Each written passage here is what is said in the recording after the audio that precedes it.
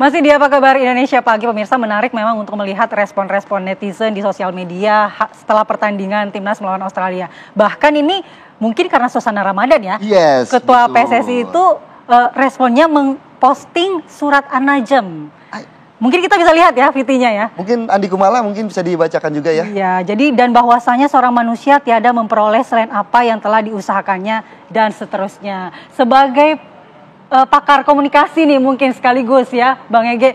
Ini kira-kira maksudnya apa nih, Nanti Bang biar Ege? kalau untuk Masih ada, tunggu iya, Bang. nanti biar ayat dengan ayat dibahas oleh Ustadz Riko Ceper barangkali ya. Nah, kalau ini Andre Rosiade ya. Tadi juga Bang Ege bilang ya bagaimana ada isu-isu lain di luar lapangan. Ya, kalau Andre Rosiade pernah cerita bahwa ini kalau ini terjadi dan ternyata di Australia terjadi, nanti ketika besok melawan Bahrain akan ada yang teriak Sintayong, Sintayong. Tapi saya mau balik ya sedikit ingin mengatakan orang suka mengatakan kalau EG itu memuji juga prestasi Erick Thohir. Iya dong, kalau untuk SEA Games kita puji dong ya. Setelah 32 tahun kita dapat begitu. Nah, saya cuma mau mengatakan gini, Erick Thohir ini lepas dari mungkin ada pembinaan Liga 1, khususnya Liga 2, Liga 3, artinya tidak secepat naturalisasi.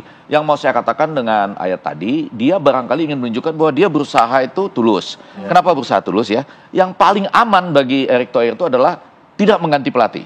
Karena apa? Tidak mengganti pelatih, tidak menanggung risiko. Ya. Betul nggak? Betul. Nanti kalau ada terjadi kita tidak lolos misalnya, apakah tidak lolos langsung atau itu tidak lolos 3 dan 4, bukan salah dia. Salahnya pelatih. Nah, mungkin ayat ini ingin mengatakan dia berusaha sungguh-sungguh untuk sebuah timnas dan kelolosan, memanfaatkan momentum yang ada. Walaupun itu suka kabur 2034. Padahal 2030 itu kata FIFA nanti sudah bertambah, sudah 62 tim katanya. Ya, yang buat 2030 karena 100 tahun 2030 ya, 100 tahun. Berarti artinya di situ kita harusnya lolos. Oke, kayaknya juga saya mau minta tanggapan dari Pak Haji Riko Ceper begitu ya terkait postingannya Andre Pak Rosiade Erik dan Andre Rosiade, seperti apa, mungkin ada ayat-ayat yang dicantumkan di situ, tanggapannya seperti apa? Bang Ceper. Waduh, yang pertama mohon maaf saya belum haji. Saya juga masih banyak belajar. Itu mungkin bidangnya aja lah, yang memaknai ungkapan kata yang disampaikan itu gitu. Takut nanti malah keliru, interpretasinya beda nanti gitu ya. Bahkan kalau yang ini yang dari Bang Andre Rosiade, Bang Ceper. Prof EG itu pakar komunikasi itu. Ya. Tapi saya nggak berani masuk ke komunikasi religiusitas. Nah, ini kalau tanggapannya soal postingan Andre Rosiade yang juga menilai bahwa inilah Indonesia rindu STY begitu, Bang Ceper.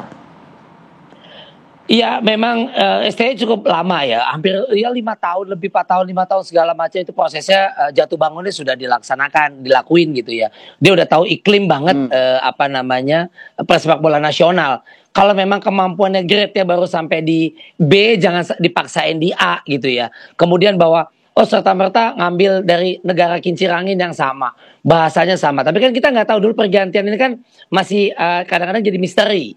Jadi misteri kenapa? Oh, ada perkumpulan pemain, Bang J ngumpulin lagi, ada bisik-bisik tetangga dan lain sebagainya. Sehingga Bapak Ketua Umum juga harus ambil satu keputusan berat, take over. Kita nggak tahu apa yang di belakang ini yang mungkin menyelamatkan sebuah tim yang lebih besar. Entah apa itu. Nah kan kita percaya aja, kita support aja, kita dukung aja. Kalaupun memang seperti ini, pergantian di tengah memang sangat riskan, di tengah kompetisi. Tapi mungkin ada 1-2 yang berhasil juga, walaupun banyak juga yang jadi jatuh bangunnya ancur-ancuran banget. Nah memang kalau mau aman, kalau Bang Effendi atau mengatakan selesaikan dulu. Jadi kalau pun cari getahnya, kena getahnya, kambing hitamnya, kayaknya Sintayong bisa kena banget tuh. Tapi ini tanggung proses ya. Kita nikmati, kita doa, nggak putus. Paling kita dukung dengan positif. Nah, nanti tuan rumah yang baik ya, untuk timnas Indonesia. Amin. Amin. Iya, senang sih melihat komentar Bang Ceper ya yang optimis gitu untuk besok, meskipun pelatihnya Kluivert mengatakan Bahrain adalah lawan yang sulit. Tuh. Gimana Bang Gita? Ya, kalau Kluivert bilang lawan yang sulit ya pasti dia sangat berhati-hati sekarang.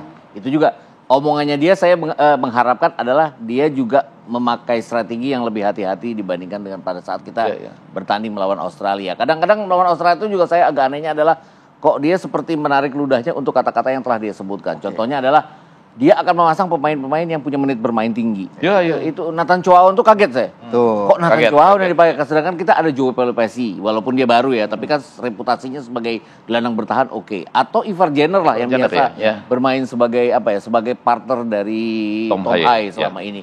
Kemudian itu tadi di belakang dengan 2 center back ya harusnya jangan miss Hilgers. Bukan menganggap miss Hilgers nggak bagus, dia bagus banget. Cuman ini kan pemain instingnya adalah bertahan tinggi ya. Iya. Dia tuh nggak pernah bisa bertahan down deep tuh dia nggak pernah bisa. Di Twente juga. Iya. Dia kalah 2-6 dari Feyenoord kan karena dia bertahan terlalu tinggi juga. Lawan Bodo Glimt juga kan waktu di UEL.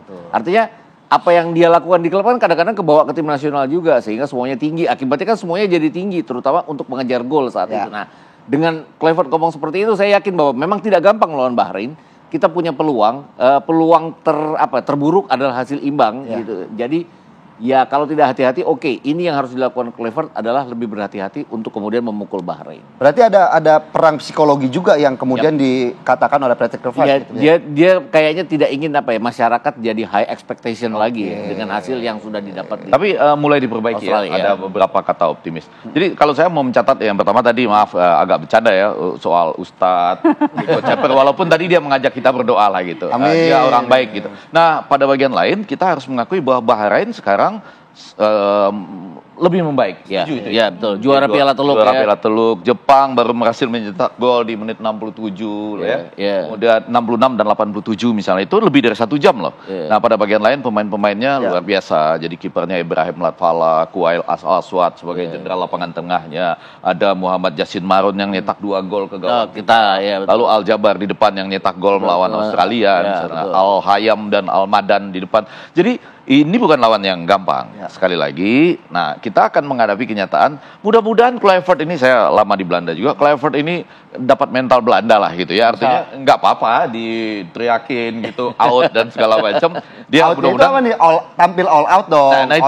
Nah itu jadi dia tetap tenang sebagai dirinya, tetap tampil all out. Walaupun banyak saja yang tampil all out gitu. Iya. Atau yang lain all dan out. Atau semuanya out. Saya mau katakan kembali adalah begini, mudah-mudahan saya tetap sayang sama siapa saja, termasuk juga orang yang sayang pelatih yang lama juga nggak apa-apa dong. Masa kita ubah hatinya, kita paksa nggak apa-apa. Dan nanti pun kalau terpaksa nih, mereka juga meneriakan Sintayong lagi, misalnya gol yang ditunggu lama, sekali 2 kali nggak apa-apa lah. Tapi begitu tim kita, nah kita berharapkan lebih berhati-hati nih, menerapkan strategi yang tepat. Kemudian mungkin lagi-lagi 15 menit pertama penting, 5 dan 10 menit itu membaca permainan lawan ya.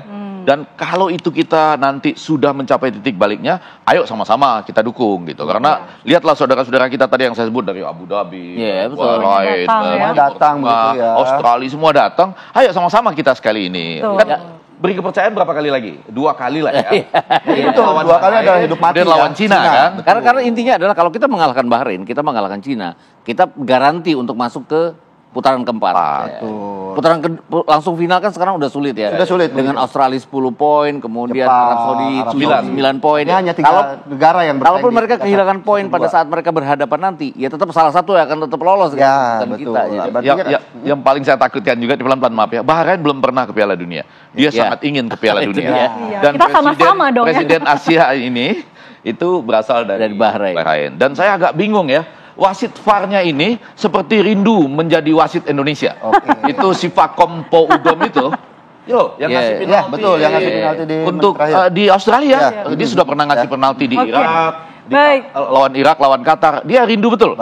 Jadi yang penalti Nathan Chuaon betul terhadap artinya Walker itu menurut saya hal yang ada perang ambisius ya untuk lolos ke Piala Dunia antara Indonesia menghadapi di belakang kepala kita. Baik tadi. Pertarungannya kan bukan cuma di dalam lapangan jadinya. Ada semacam tanda kutip yang tidak bisa kita buktikan di luar lapangan. Nggak selesai yang kita bahas ya. Kalau ini nggak akan habis nih. Di dalam lapangan sendiri kan mereka juga dengan guling-gulingannya udah merepotkan. Kita lanjut besok lagi Bang nih. Jelang kick off ya. Terima kasih Bang Ege atas waktunya, Bang Gita juga. Terima kasih Terima Bang kasih Riko Bang Riko Ceper.